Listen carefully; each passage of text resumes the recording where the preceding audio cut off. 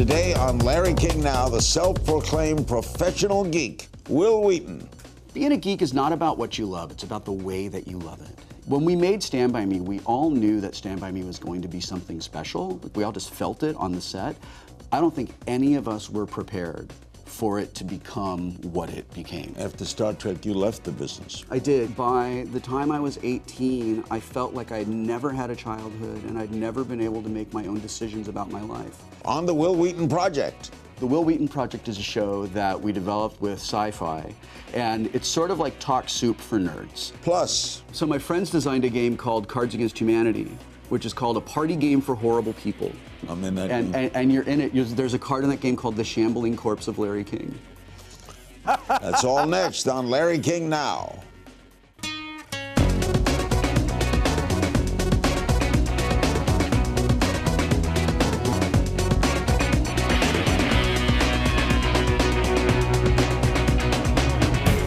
Welcome to Larry King Now. Our special guest, Wil Wheaton, from child actor to successful author, voice-over actor, podcaster, one of the original celebrity bloggers, known for his roles in Stand By Me and Star Trek, The Next Generation, and The Big Bang Theory.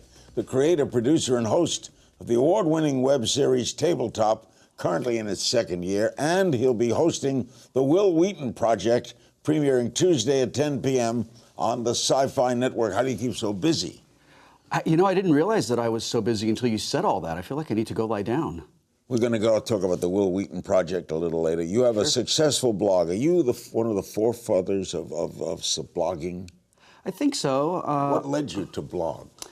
So it was around the year 2000, and I had gone down to San Diego Comic-Con, and I was talking to a couple of guys who were just fans of my acting work. And one of the guys, Lauren, said, "You should have a website. Let me help you if you want to, have a website." And he gave me his info, and he had a blog. And back then, there were like a couple of versions of blog software. There was a thing called Gray Matter and a thing called Blogger before Google acquired it. And I saw this opportunity to communicate directly to the world without media filters and without publicists. And, that's where everybody is a journalist. And yeah, and I mean, I certainly wasn't one of the first bloggers. I was probably one of the first people who had a career in the entertainment industry, who was starting to go into that. Yeah. What you call yourself a geek? Yeah. What is a geek? Being a geek is not about what you love; it's about the way that you love it. There's a thing that you love where you want. I'm a geek about baseball. Absolutely. So if I live by baseball, I can't wait to read the box score. I'm a geek. Yeah, exactly. And I imagine that you were probably digging into sabermetrics before a lot of people knew what Moneyball was. Yes, correct. And like winning your rotisserie leagues and things like that. Correct. And, yeah, exactly. Saving my baseball card. Yeah, exactly. Keeping score during a game so that you can manage during the game. You're a baseball geek. So we could take all of those skills and then just sort of like transfer them over to, I'm a geek for Firefly, the Joss Whedon series. I want to know everything about it. I want to figure out the relationships of the characters. I watch it over and over again to see if I can pick out little things that he's done. I'm a huge comic book geek. You're a game geek. Yeah, I'm a gamer geek, yeah. You and Chris Hardwick are friends, right? Yeah, we were roommates in college. Yeah. He's also a geek. Huge geek, yeah. Was Stand By Me the breakout thing for you? Yeah, back in those days, in the early 80s, there were still things like after-school specials and movies of the week, and it was possible to have kind of a journeyman acting career, mostly on television. I had done a couple of movies, nothing of particular note, and then Stand By Me came along. And when we made Stand By Me, we all knew that Stand By Me was going to be something special. Like, we all just felt it on the set. I don't think any of us were prepared for it to become what it became. Stand By Me really, it's become one of those like classic quintessential coming of age films. People sort of talk about it the same way they talk about Diner. Had River Phoenix, Kiefer Sutherland, you, Corey Feldman, Jerry O'Connell, and directed by the wonderful Rob Reiner, great friend, and a baseball geek. Huge baseball geek. Right, correct. But he leaves every game at the 7th inning. I know, because his father's nuts too. Yeah, right, yeah, I know. I'm not okay with that. Child actors have problems. I've interviewed many in the past who they got told weird stories by directors. You didn't have that? I really didn't. When you overcome the problem of, how old were you when Stan? I turned 13 the summer that we shot Stand By Me. I'm going to turn 42 this year, so it's been a while. I started acting when I was 7. I was on lots of commercials and little TV, things like that. Grew up here, right? Yeah, yeah. 3rd generation Los Angeles native. And I figured out really early on that there were kids in audition rooms who were there because it was fun to pretend, it was fun to make believe. And then there were kids who were there because their parents wanted them to be famous. And then there were kids there who wanted to be famous.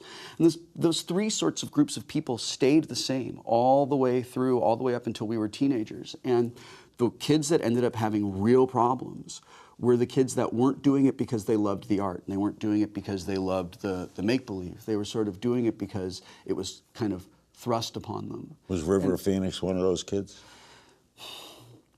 I know, so I'm like an unreliable narrator about him because I got to remember, I'm remembering a teenager as a teenager. And what I clearly remember about him is that he was this just raw, emotional, open wound all the time. He felt everything.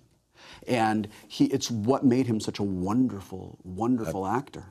You didn't keep in touch close at that? We drifted apart, like right around, I guess it was right around the time I was like 15, 16, and River was 2 years older than me. You know, he was clearly in a lot of pain and was Were you shocked then when what happened to him, or not? Probably not. I wasn't shocked. I was sad. Yeah, I mean, I'm trying to come up with the exact word. It was, you know, it wasn't shocking. It was like, please don't let this be true. Then you go on to Star Trek: The Next Generation. How'd you get that part? Auditioned for it, went in with every other kid in the world, and there's a great story that David Gerrold, who was one of the writers on Next Generation, he wrote the classic Star Trek episode, The Trouble with Tribbles, and then was the showrunner on the original Land of the Lost series. David's a wonderful writer. He said to Gene Roddenberry, I don't think you should put a kid on this show. People don't like kids in science fiction shows. And Gene said, I want to have a kid on the show so that younger audiences have a character to connect to, and I want family to be part of this new series. And David Gerrold said, well, listen, if you're going to put a kid on the show, you better put a kid in that role that can handle it. I've just seen this kid, Wil Wheaton, in Stand By Me. He's really big. He's a big deal with the teeny boppers and the teen magazines and stuff, and I think you should come and read him for the part. David gave me the memo that he sent to Gene and Bob Justman, and I have it at home. I asked the great writer Isaac Asimov once, what makes science fiction different or great? And he said it still comes down to the writing. Yeah, I agree. You could be writing about a generation 700 years from now. How good is the plot? Yeah. How good are the characters, right? Yeah, I think science fiction is speculative fiction. And in speculative fiction, we have the opportunity to kind of look in a mirror at what's happening in our world right now and consider if we need to keep things the way they are or if things need to change. It gives us an opportunity to talk about difficult subjects. And I was watching the news yesterday and seeing that it looks like Google's going to buy Twitch TV. It looks like AT&T is going to buy DirecTV. We're getting massive corporate mergers all over the place. Network neutrality is very much threatened. And it's like all the dystopian cyberpunk science fiction that I loved in the 80s, like all the stuff William Gibson and Bruce Sterling wrote. Yeah, I was like, you guys, it was cautionary. It wasn't a how-to manual. When we return with Wil Wheaton, we'll talk about the Big Bang Theory and the Wil Wheaton Project, which sounds immense when we get back. We're back with Wil Wheaton. The Wil Wheaton Project, we'll talk about it in a moment, premieres Tuesday, 10 o'clock on the Sci-Fi Network. The Big Bang Theory, where you play yourself, right? Yeah, well, a version of myself. Yeah, how did that happen for you? I was talking on Twitter about how much I loved the show and how I thought it was really funny. And Steve Malaro, who was one of the writers, contacted me and he said, hey, I'm a writer on the show. If you ever want to come do a taping, let me know. And I said, that would be awesome. About 4 or 5 days later, I got an email from someone who said, I'm Bill Prady's assistant. Bill Prady's the co-creator and was the showrunner at the time. Bill would love to talk to you about being on the show. Well, I just thought that the email was a joke from one of my friends, so I just ignored it. She emailed me back the next day and said, you know, still trying to get in touch with you. So I forwarded it to my manager and I said, would you vet this? Because I just think it's one of my friends pranking me. And he said, oh no, I know her. Go ahead, give a call. So I called. And Prady came out of the writer's room and he said, we're looking for a nemesis for Sheldon, and I wonder if you would be interested in playing a delightfully evil version of yourself. And I said, yeah, that would be great, because I've been playing villains. In drama, I play villains. My function in scripted entertainment is to be the guy you love to hate. And it's always more fun to be the villain. Oh, so that's how Big Bang Theory came about. And then they said that they liked me being with them, and they liked just the chemistry I had with the cast.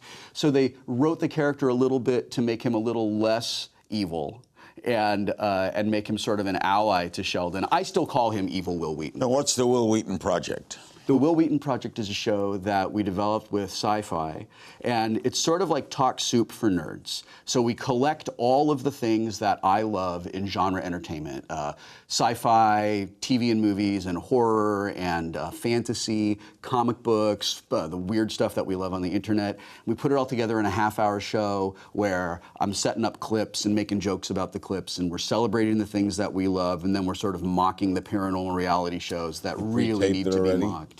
We've done a few. So we tape Mondays. We deliver in the middle of the night on Tuesday, and then it airs Tuesday nights at 10 p.m. And what will we see? Clips from like. So you'll see clips from Game of Thrones, from Orphan Black, from Arrow. Now what's Tabletop? Tabletop is a show that I created with Felicia Day for the Geek and Sundry Network, which is part of YouTube's original channel Geek initiative. and Sundry Network? It's called Geek and Sundry, yeah, we're online. That's actually its name? Yep. Okay. And what is Tabletop? So Tabletop is a board gaming show. We play hobby board games that are a little more complicated and a little more interesting than the monopolies and risks and sorries. Didn't videos clear out board games? A lot of people think that they did, and a lot of people were wrong.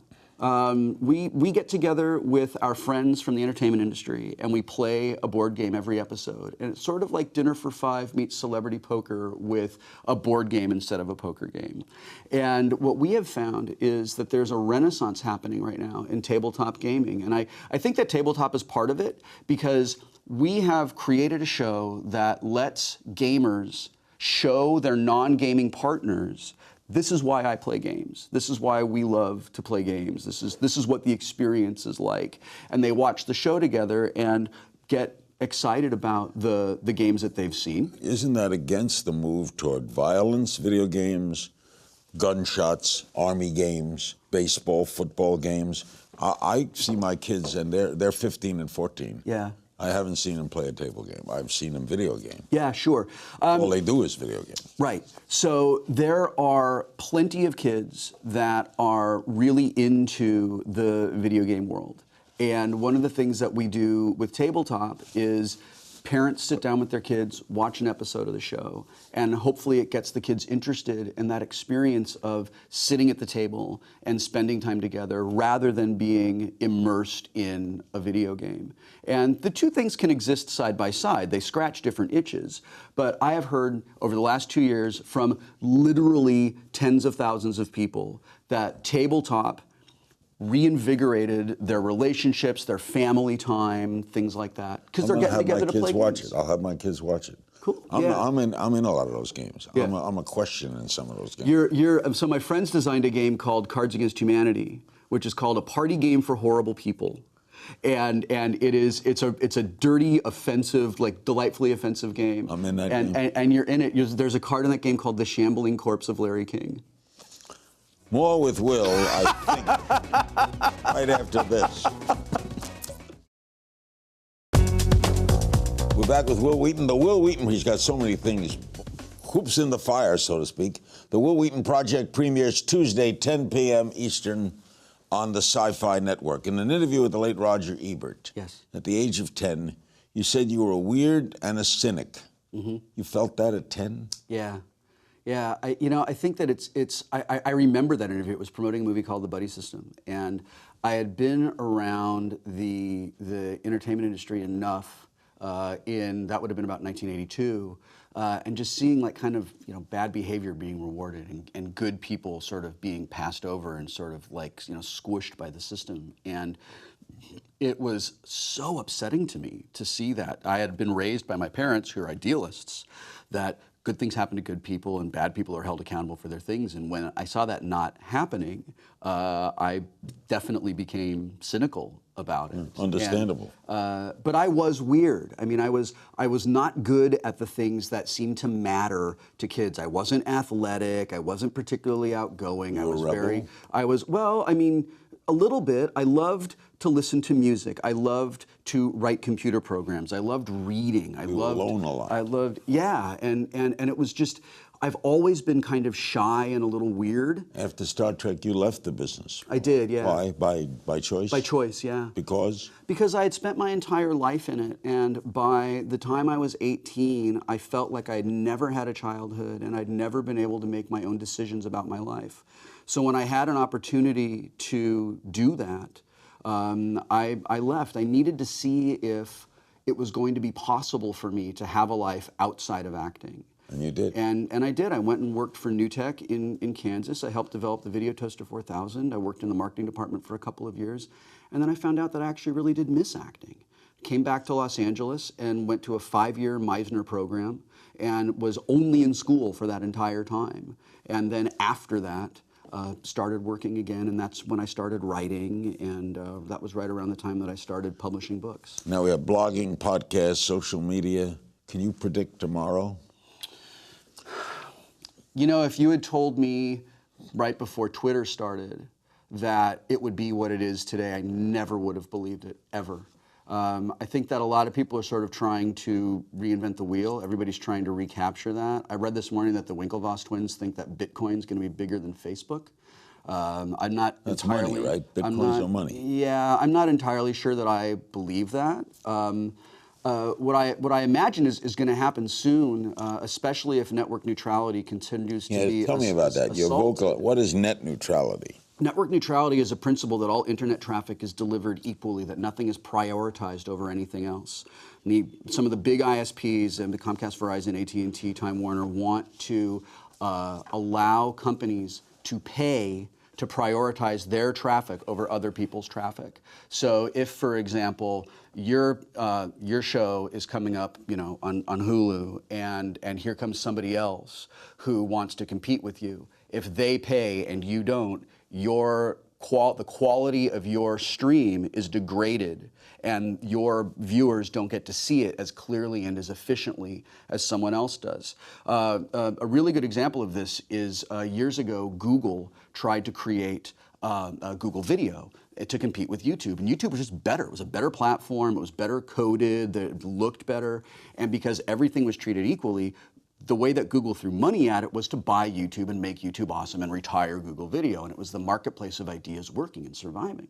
And where do you see that going? Well, what I see happening potentially is people building their own IPv6 mesh networks so that we are creating subnets all over the place that are interacting with each other almost in the way that old BBSs did. Are you worried about any of this? And I'm extremely worried about it, yeah. And it's not just for terms of entertainment. I'm really worried that the fewer media companies control more, the more things are consolidated, the easier it becomes to push out unpopular ideas, the easier it becomes to sort of shape a national conversation simply by choosing to cover certain things and not cover certain things. Good point. And I think that's really dangerous toward what I think are really clear fundamental American ideals. In the political area, I understand you're disappointed with the president. I am. In what regard? President Obama was elected in a massive landslide with a clear mandate to correct the course that a lot of Americans felt our country had wandered off on during the Bush-Cheney years. We said to him, close Guantanamo Bay, stop the drone strikes, bring the troops home from these wars, restore the power and the middle class and the earnings potential of the middle class. And in so many of these things, he's certainly been better than the alternatives, and I don't regret my votes for him, but the drone strikes are terrible and may be war crimes, and the healthcare law, which I think is the best we're going to get right now, if we had at least just tried to fight for single payer a little bit, just to put that there instead of negotiating against himself and letting everything sort of. If I said he got a healthcare law, yeah, Guantanamo he couldn't close because the House and Senate. Because of the House and Senate, right. But, your president is not the sole power in the world. Yeah, absolutely. He stopped Iraq. He's closing Afghanistan. He killed Osama bin Laden. The drones, that's why I mentioned Rand Paul, who was attacking him on drones and fighting this nomination of the guy who supported drones. Yeah. And he inherited a terrible economic situation. Yeah, he's done, I will say, he has absolutely done phenomenal, wonderful things. You expected more of a spear carrier. What I was hoping was some accountability to the Bush administration, some ending of the revolving door between K Street and Capitol Hill. And some of those things, and like I said, I'm an idealist, and I know that those things are not possible. But some of us have to sort of like pull to the left as much as we can, and hope that somehow we correct a little bit. When we come back, we'll find out what games suit me best, and a game of If You Only Knew with Wil Wheaton. Don't go away. We're back with Wil Wheaton. They tell me you're going to tell me about some games I would like based on what I used to play as a kid. Okay. Sure. I used to play Monopoly. Yep. I was pretty good at Monopoly. Yeah? The dice fell my way. Yeah, right, okay. What would I like today? So Monopoly is basically a resource management game. The resources in that game are the money that you get and the houses and hotels and the properties, Little right? buildings, right. Yeah. So there's a wonderful resource management game called The Settlers of Catan. And the resources in this game are things that you would grow on an island. So it's sheep and wheat and bricks and lumber and stone. I buy this in toy stores? And you can get it anywhere. It's one of the most popular games in the world. Settlers of Catan. The Settlers of Catan. So the resources you manage are those things, and then you build roads and build cities similar to the way you do in My Monopoly. baseball games where I used to spin things and comes up, that's a double, and then I'd move people around the board. Yeah. So there's sports games. Yeah, there's a couple of sports games. My favorite one at the moment is called Formula Day. And it's a race car game, and I don't particularly enjoy race. It bores me to death to watch race cars. Turn. But in this, there are you put out a board that looks like the Monaco Grand Prix. This comes in the box, and then everyone chooses a car and chooses a driver, and then you roll dice to represent what gear you are in. So the faster you're going, the bigger the die you're rolling. So you're rolling a 6-sided die all the way up to a 30-sided die. And I move the car. Fast. But what makes it really interesting is that there's these turns in the map, and you have to slow down in these turns. Oh, sure. And the way that you reflect slowing down is you have to stop. You have to end your roll a certain number of times in every turn. And if you don't, then your car takes damage because you're going too fast. So there's strategy and probability in addition to the dice rolling. It's called Formula Day or Formula D in America. And we did an episode of Tabletop on it last season. A couple of social media questions. Nikita Grant, how much fun was it to cameo in a comedy as yourself? It was really fun, and it was also it was a little unsettling at first because I would hear the first AD say, all right, so in this scene we've got Leonard and Sheldon and Wil Wheaton, and I would think, oh God, I'm supposed to be on the set. And they're actually just saying the names of the characters that were in it. At Zach Higgins, what's the best beer? You have a beer company? I make homebrew beer. I am a collaborating brewer with the Stone Brewing Company, Drew Curtis. What's the name of your beer? So the beer kit that I've put out right now is called the Vandalize IPA. Well, I make the beer, I buy the kit, and I make So you can buy the kit and make the beer, yeah. I buy yeast and stuff. You buy everything. It's from Northern Brewers, the company I work with. What's your favorite beer commercial? My favorite beer at the moment, it's a difficult question because there's lots of great craft beer in the world right now. Some of my favorites are the Stone Farking Wheat and Woot Stout, which I made last year with Stone Brewing Company. I love Pliny the Elder from Russian River. It's a great IPA. The brewery makes a couple of wonderful saisons. There's a great saison from Boulevard called Tank 7. And the Nitro Milk Stout from Left Hand Brewing, very hard to get in California. Cody Joe Brown on Facebook, do you still look for that big role to come along? No, I don't. I think if you spend a lot of time sitting around waiting for a big role, lots of little things kind of pass you by. And it's important to me to keep working and to never, I don't ever want to not know where the next thing is. I've done that. I'm not doing that anymore. Good thinking. A game of If You Only Knew. I throw things out, you tell me. Okay. Who's the first girl you kissed?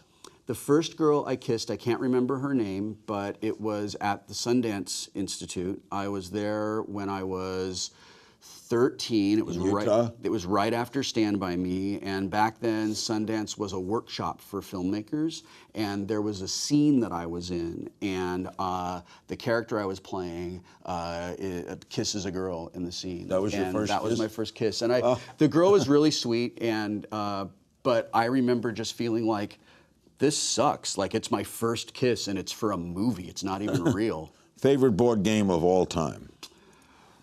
I'm going to have to go with the Mad Magazine game because it was what I played with my family growing up. It's a Wheaton tradition to play the Mad Magazine game on New Year's Eve. Most interactive video game? Maybe something like Civilization 5 or maybe Minecraft. Best game for trivia lovers? There are some trivia games. There's a lot of. That's a tough question. My friend makes a game that's a geek trivia, and it has a bidding mechanic where it'll say something like, swords that are named in fantasy, and you might think immediately, all right, so I can do Longclaw and I can do Excalibur, I can name 2, and then I have to say, all right, I can name 3, and hope that you say, no, I can do 4, and then you have to name them. You're a little nuts, Wil. Okay, role closest to your heart that you played. It's probably Gordy in Stand By Me, because he was awkward and weird and really sensitive and unsure of himself and struggling to figure out where he fit into the world. And finally, what's your current obsession? My current obsession is Harry Potter. I never read the Harry Potter books. I haven't either. And my kids loved them. I saw 2, maybe 3 of the movies, and just the whole thing kind of passed me by. Yeah. And I just started reading the Harry Potter books for the first time. They're that good, huh? They're wonderful. And I wish that they had existed when I was a kid, because the whole story of Harry Potter is that he's this kid who lives in a world where what makes him weird is sort of like frowned upon, and he feels isolated and alone, and he finds out that there's this world where the thing that makes him weird makes him special. And he can go there and get even better at it and be surrounded by other people who love the same things that he loves. The actor who? Oh, if I had had that when I was a kid. Thank you, man. It's a real pleasure, Larry. I want to thank my guest, Wil Wheaton. Make sure to watch The Wil Wheaton Project, premiering Tuesday, May 27th on the Sci-Fi Channel at 10 p.m. And you can check out all things Wil Wheaton on his blog at wilwheaton.net. And remember, you can find me on Twitter at KingsThings. And I'll see you next time.